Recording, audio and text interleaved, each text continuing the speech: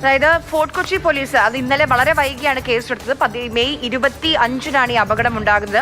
അത് കഴിഞ്ഞ് 17-18 ദിവസങ്ങൾ കഴിഞ്ഞാണ് ഇപ്പോൾ ഒരു കേസെടുക്കാൻ കോസ്റ്റൽ പോലീസ് തയ്യാറായത്. ആദ്യം കേസെടുക്കില്ല എന്നൊരു നിലപാടിലായിരുന്നു സംസ്ഥാന സർക്കാർ ഉണ്ടായിരുന്നത്. പിന്നെ ഇന്നിപ്പം ഹൈക്കോടതിയിൽ ആ കേസ് വരികയാണ്. അപ്പോൾ സ്വാഭാവികമായും കോടതിയുടെ ഭാഗത്തുനിന്ന് ചോദ്യങ്ങൾ ഉയരും. അങ്ങനെയാണെങ്കിൽ കേസെടുത്തല്ലോ എന്നൊരു മറുപടി ഒരുപക്ഷെ സർക്കാരിന് ഇന്ന് കോടതിയിൽ പറയാൻ കഴിയും.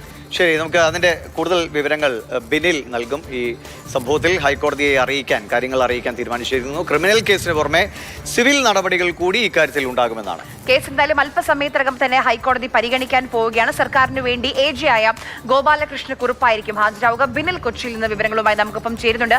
ബിനിൽ, ഇന്ന് വളരെ നിർണായകമായൊരു ദിവസമാണ്. കാരണം വലിയ ആശങ്കകൾ ഈ കപ്പലുമായി ബന്ധപ്പെട്ടുണ്ട്. ഇപ്പോഴും ഈ കപ്പൽ എങ്ങനെ മാറ്റും, ആര് മാറ്റും, ആ കണ്ടെയ്നറുകളുടെ ഭാവി എന്തായിരിക്കും, പരിസ്ഥിതി ആഘാതം, മത്സ്യത്തൊഴിലാളികളുടെ ജീവനുണ്ടാകുന്ന ഭീഷണി, അങ്ങനെ കുറേ ചോദ്യങ്ങളുണ്ട്. ഈ കേസെടുക്കാൻ വൈകിയത് അത് നഷ്ടപരിഹാര തുകയെ ബാധിക്കുമോ?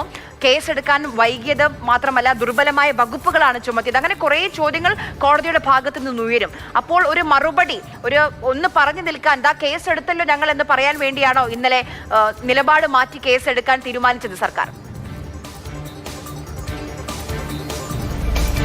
ആര്യ, നേരത്തെ സർക്കാർ MSc എൽസാത്രിയുടെ സംഭവത്തിൽ MScക്കെതിരെ കേസ് എടുക്കേണ്ടതില്ല എന്നൊരു തീരുമാനത്തിലേക്ക് എത്തിയിരുന്നു. അത് ചീഫ് സെക്രട്ടറിയുടെ നോട്ടിലൂടെ പുറത്തേക്ക് വന്നൊരു കാര്യമാണ്. പകരം നഷ്ടപരിഹാരം എന്നത് തന്നെയാണ് സർക്കാർ ഉദ്ദേശിച്ചിരുന്നത്. പക്ഷേ ആ നോട്ട് പുറത്തേക്ക് വന്നത് സർക്കാരിനെ അക്ഷരാർത്ഥത്തിൽ പ്രതിരോധത്തിലാക്കി. കാരണം ഒരു ക്രിമിനൽ കേസ് നടന്നിട്ടുണ്ടെങ്കിൽ, അതായത് ഒരു കൊഗ്നിസിബിൾ ഒഫൻസ് ഉണ്ടെങ്കിൽ അതിൽ കേസെടുക്കാൻ പാടില്ല എന്ന് നിർദ്ദേശിക്കാൻ സർക്കാരിന് ഒരു അധികാരവുമില്ല എന്നതാണ് ഏറ്റവും പ്രധാനപ്പെട്ട പ്രശ്നം. അതൊരു അധികാര ദുർവിനിയോഗമായി മാറുകയും ചെയ്യും.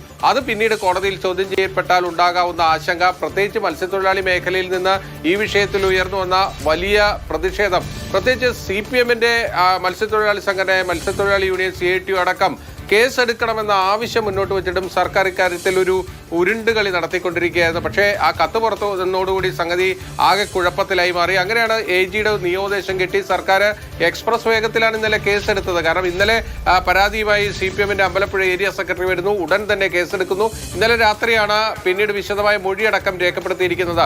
അല്പസമയത്തിനകം ഹൈക്കോടതി ഈ കേസ് പരിഗണിക്കാൻ പോവുകയാണ്. അതായത് പൊതു താൽപര്യ ഹർജിയാണ് കോടതിയുടെ മുന്നിലുള്ളത്. തൃശൂർ മുൻ MP TN പ്രതാപനാണ്, മത്സ്യത്തൊഴിലാളി കോൺഗ്രസിന്റെ നേതാവ് കൂടിയാണ് അദ്ദേഹമാണ് പൊതു താൽപര്യ ഹർജിയുമായി എത്തിയിരിക്കുന്നത്. അവിടെ ഈ ചോദ്യങ്ങളൊക്കെ ഉയർന്നു വരാനുള്ള സാധ്യത മുന്നിൽ കണ്ടുകൊണ്ട് തന്നെയാണ് സർക്കാർ ഇന്നലെ തന്നെ കേസെടുത്തിരിക്കുന്നത്. ഇന്ന് AG K ഗോപാലകൃഷ്ണക്കുറുപ്പ് ഹാജരായി സർക്കാരിന്റെ ഭാഗം വിശദീകരിക്കുകയും ചെയ്യും. കോടതിയിൽ നിന്ന് ചീഫ് ജസ്റ്റിസ് ഉൾപ്പെട്ട ഡിവിഷൻ ബെഞ്ചാണ്.